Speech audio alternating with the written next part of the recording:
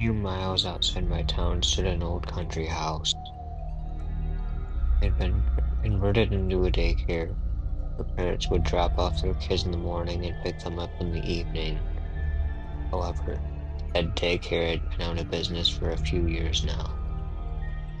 There was a sign posted in the front yard, just a few feet from the house that read, "Happy Sun Daycare," with a cute-looking cartoony sun painted on it. Within the fenced-off backyard stood playground equipment that had fallen into disrepair and began to rust. A slide, a couple of swing sets, some monkey bars, and a merry-go-round were once covered by swarms of children and as they ran and played in the outdoors. They had since become perches for the local birds and squirrels, and were swarmed by ants rather than children. I decided to write a report on the Happy Sun Daycare for the news blog I worked for. For one thing, several people around today had gone to that daycare. Figured it might make for an interesting story to read about their experiences there and if it affected their later life in any way. The other reason wasn't quite so innocent. There had always been concerned parents who would fret over leaving their child in someone else's care. It was about that constant worry over how safe their sons and daughters were, especially with all the horror stories posted online about various Daycare-related tragedies. For my report, I decided I would interview both employees and people who had gone to the daycare as children. I wanted to get as many different points of view as possible so that it wouldn't seem too terribly biased.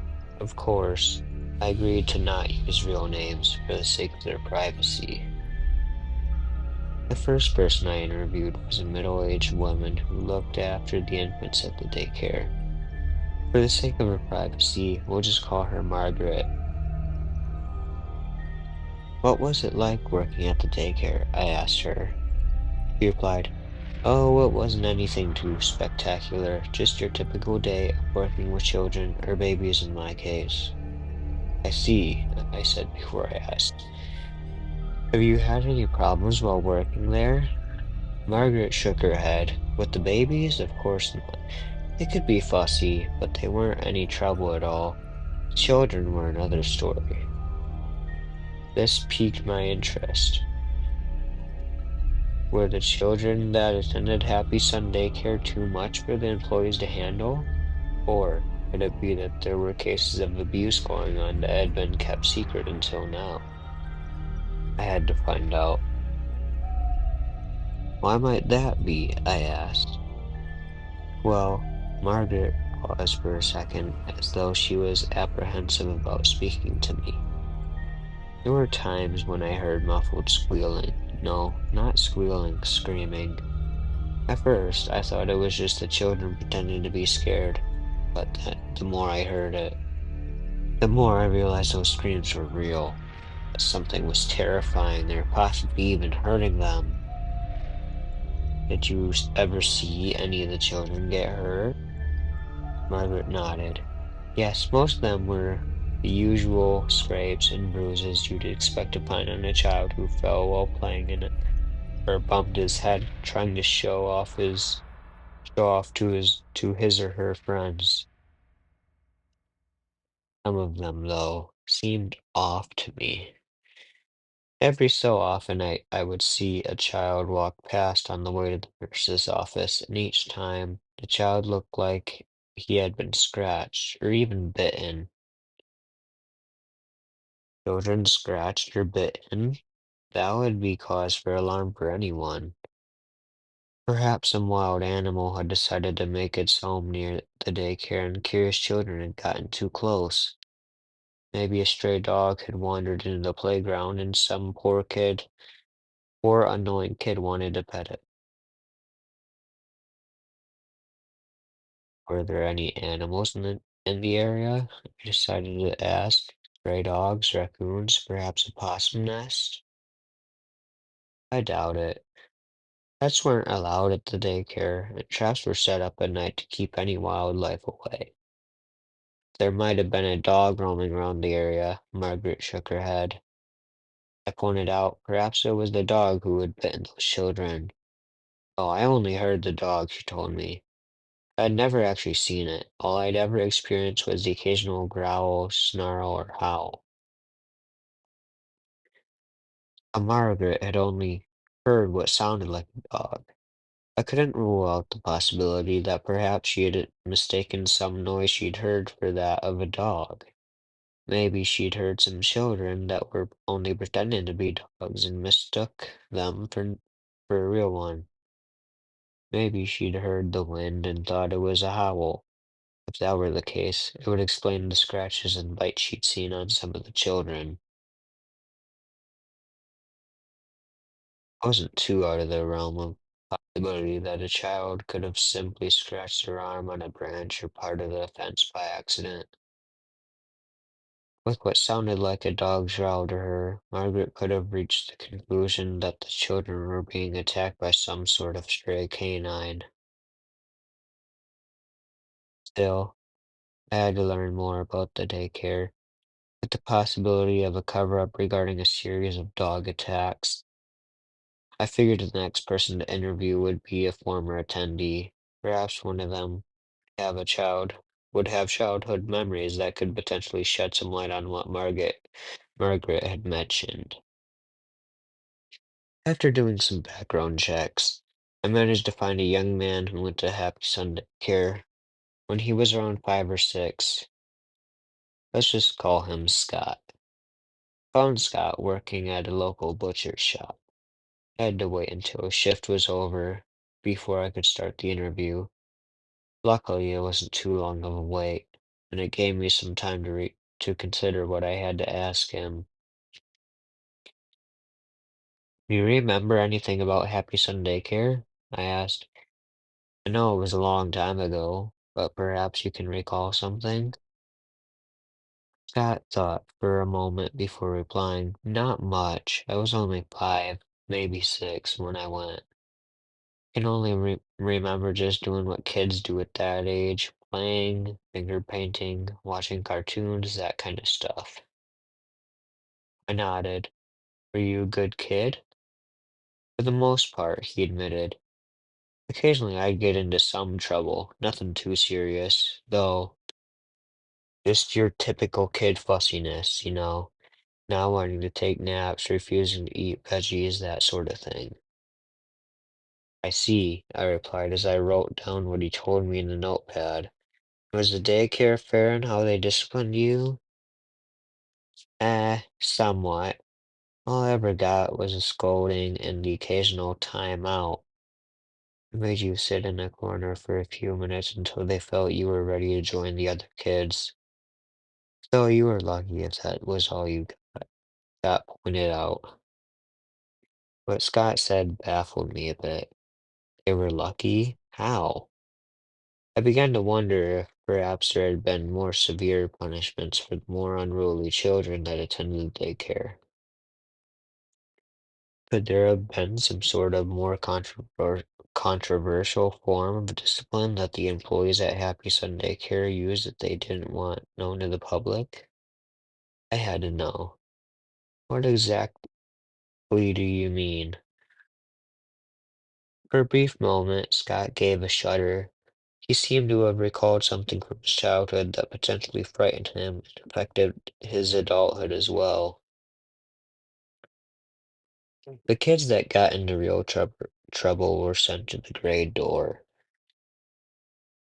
Scott heaved a heavy sigh. "I've never been in there myself. I know a few kids that had, ones that would get into fights or throw huge tantrums. They'd end up going into that room. I don't know what happened in there, but they'd always come out shaking with wide eyes. A few would break down crying, some would scream. One kid even threw up before passing out. frowned slightly. What sort of horrors had been conducted in the room that had been nicknamed the Grey Door? I then remembered what Margaret had told me and decided to check for a connection with her story and Scott's. Did the children have any scratches or bites on them? I asked. And did you hear any strange noises? He nodded. A few kids had scratches on them after they left the gray door, but I thought they got them before. I just didn't notice them at first. They could have tripped on or something. I did hear some heavy breathing. That could have just been some kid panting from running around. Hard to say for sure. First, Margaret said she thought she heard a dog snarling, and now Scott was saying he had heard heavy breathing. With the strange noises, mysterious scratches, and misbehaving children, and the mystery of the gray door room, I couldn't help but wonder what it was that Happy Sun Daycare had been hiding for all these years. I thank Scott for taking the time to speak to me before moving on to the next person to interview. My curiosity regarding the gray door still heightened. I figured the next person to speak to should be one of the more troublemaking attendees to that daycare. I had to know more about what went inside that room, and perhaps one of them could tell me. After doing more background checks, I managed to track down a young woman whom we'll refer to as Alice. She had been arrested 2 weeks ago for spraying graffiti and was charged with vandalism. Rather than spend time in jail, she agreed to do 4 months of community service. From what I read about her records, it seemed this wasn't the first time she'd gotten in trouble with the law. Were you always this much trouble? I asked her. Alice shrugged. Maybe. I wasn't sure how easy it would be to get the answers I wanted from her. She seemed like the type who would only cooperate if she got something out of it, like less time behind bars. I need to know about Happy Sunday, Care, I asked her. Do you remember anything about the gray door? For a brief second, a hint of fear flashed in her eyes. Her face became pale as a few beads of sweat trickled down her forehead. The, that was a long time ago, Alice pointed out. I replied, surely you must remember something. Records show you were 10 when you attended. Are you, are you sure you can't recall anything? Alice took a few deep breaths and began to regain her composure. If the mere mention of the great door room was enough to put fear into her after all those years, I couldn't help but dread what horror she could have experienced. Here was someone who had run-ins with the law, someone who had been arrested for various crimes, primarily theft, vandalism, and trespassing, and yet it was something from her childhood that caused the most fear of being punished. Why? Okay, I'll tell you. But you gotta promise never to say that I told you anything. Got it? Alice sighed. I reassured her. I won't reveal any names. That will be strictly confidential. You see, I was playing outside in the playground, she began to explain. I remember wanting to play on the swings. Another kid claimed he already had gotten first dibs to play on them. Before I knew it, we were having a big argument. I lost control. Next thing I knew, he was on the ground crying. I must have pushed him when we were arguing. One of the teachers came up and grabbed me by the arm and dragged me inside. She told me that I would be taken into what the other kids called the gray door room as a punishment. What was inside the room? I asked in anticipation. Alice took another deep breath and let out a shuddering sigh. The room was mostly empty. I remember the floor was nothing but dirt ground. Only the only light was a dingy old bulb that barely lit anything up. The teacher just shoved me in and slammed the door shut. At first, I tried pounding on the door and screaming. I cried out for anyone to open it. It was so dark and cold. I was so scared. And I heard something. Something was behind me. I turned around and remember screaming louder than I ever screamed in my life. I frowned in concern. What did you see? It was a dog, or at least I think it was a dog. She choked back a few tears. I didn't get a good look at it at all since it was so dark. All I remember is that it was the biggest and ugliest dog I had ever seen. That thing had glowing yellow eyes, huge sharp teeth, and was covered in black shaggy fur. And before I knew it, it snarled and lunged at me. I ran round as fast as I could, screaming and begging for anyone to come and save me. It grabbed onto my skirt with its teeth and tried to pull me towards it. I tripped and fell, but managed to kick it in the face a couple times to get it to let go. Then it lunged at me again. But luckily for me, the door finally opened, and one of the teachers pulled me out of the room and slammed the door shut before the dog could get me again. But there was a dog after all. The stories were all starting to come together. Margaret's story about hearing screams and growling, that story about horrified kids who had been sent to the gray door room, and now there was Alice's story about being sent to that room and attacked by some sort of large vicious dog. Still, I had to know more. Why did they use a dog? Why did they cover it up? Perhaps the people working at Happy Sun Daycare were afraid that such a punishment would be too extreme to use on children, or maybe they feared being sued by some animal rights group. I thanked Alice for her time and set forth to find the next person to talk to. Maybe it would be another one of the employees. If I was lucky, I might be able to get one of them to reveal the truth about what was going on in the gray door room. Once again, I began searching through the records of anyone who ever worked at Happy Sunday Care. It took some time to find someone who was willing to talk to me. Most former employees I asked were either too busy or simply didn't want to give an interview. A few of them directed various profanities at me as well. I couldn't tell if they were angry that I had learned about what was going on all those years ago, or if they were afraid of what might happen if they revealed any more secrets to me. Still, I managed to track down at least one person who was willing to tell me his experience working at Happy Sunday Care. Mr. Smith, as we'll call him, worked as a janitor at the daycare back when it was still running. He had managed to get the job only because his aunt was in charge of one of the head offices there as well. However, Mr. Smith had moved to another town since the daycare closed years ago. This meant I couldn't interview him in person, so we sent each other emails instead. Mr. Smith explained that he had been dealing with some form of narcolepsy since he was a teenager, and a history of sleepwalking as well.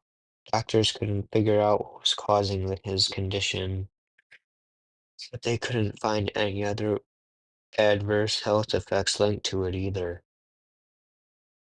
This still made it difficult for him to find work, though. He told me that he was grateful that his aunt managed to get him a job at Happy Sun Daycare.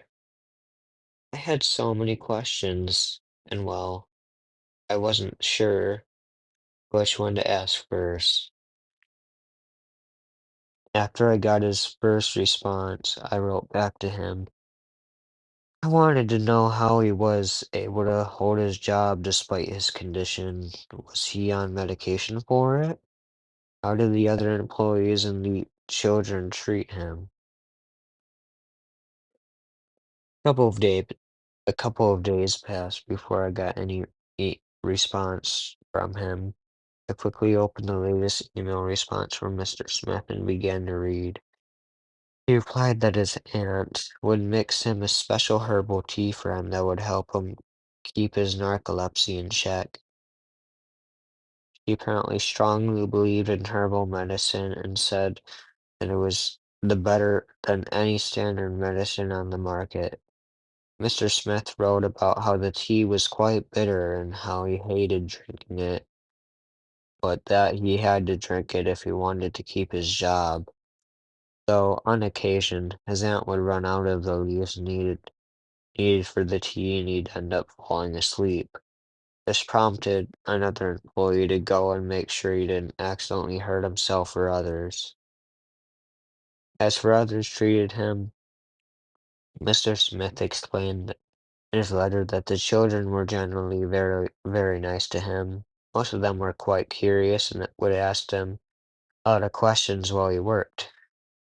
Few would act as nuisance, but he didn't recall any of them being too much trouble. On the other hand, the other employees seemed to have a sense of uneasiness around him. He explained how he felt that they seemed extremely cautious around him. Also, he pointed out that his aunt always kept a close eye on him. He wasn't sure if this was due to his condition or for some other reason, though. That just caused more questions to form in my mind. Why were the other employees uneasy around him? Was it because he was the nephew of one of the higher-ups? Or was there another reason? And there was the matter of his aunt keeping a close eye on him. Maybe they were trying to keep the whole issue regarding the gray door room a secret from him. Perhaps they were afraid that he would find out about the dog and would contact the police. I had to know if he knew anything about the room.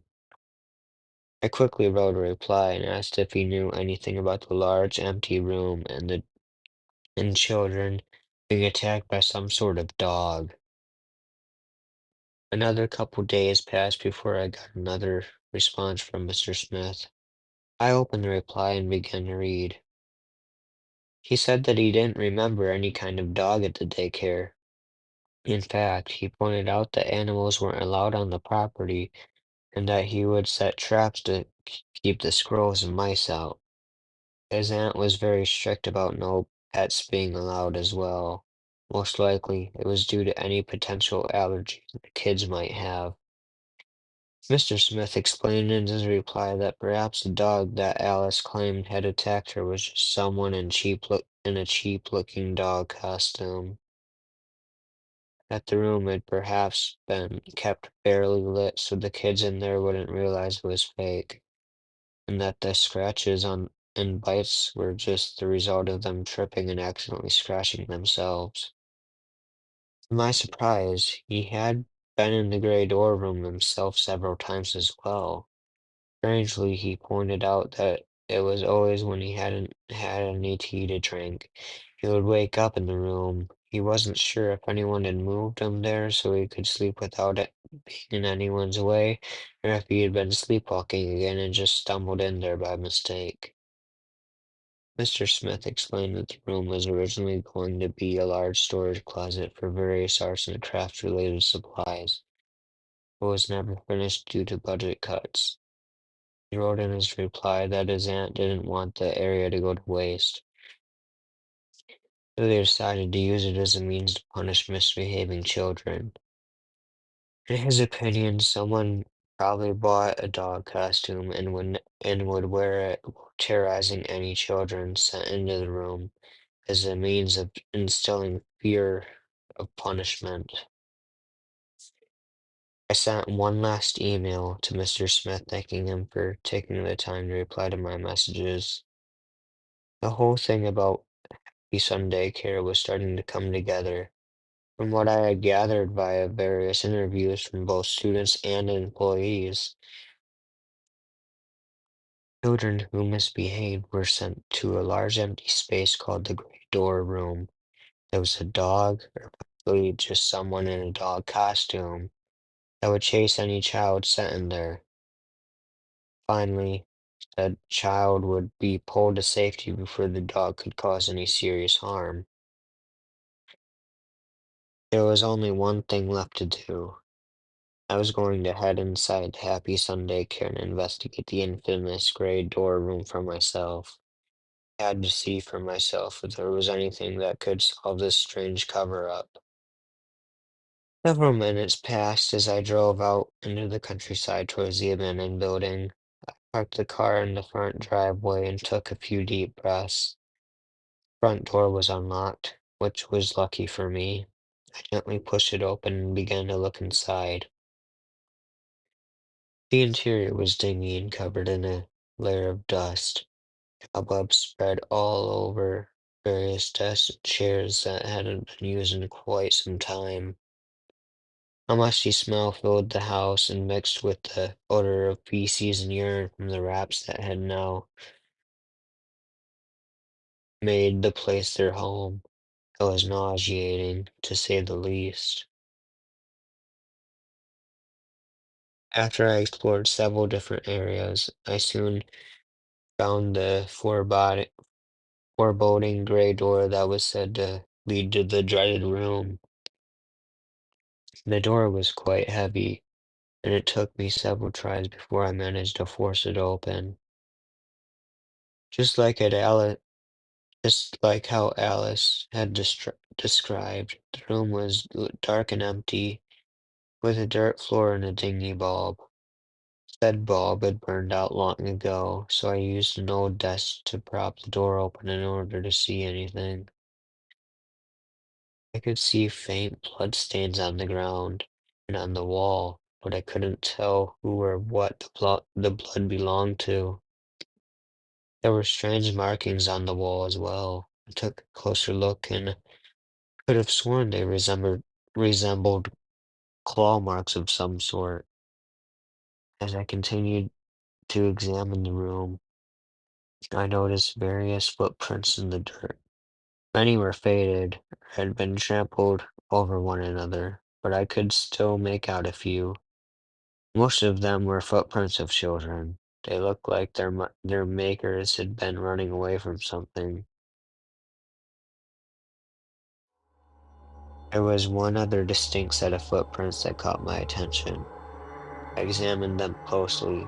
I could definitely make out the distinctive foot pads, claws, and individual toes on at least one of the prints. This wasn't some person in a cheap costume. Happy Sun Daycare had been using a dog to terrorize children. I had to let people know what they had been hiding for all these years. However, as I made my way out of the daycare into my car, there was one aspect about those footprints that made me uneasy. Since, do- since when do dogs walk on two legs?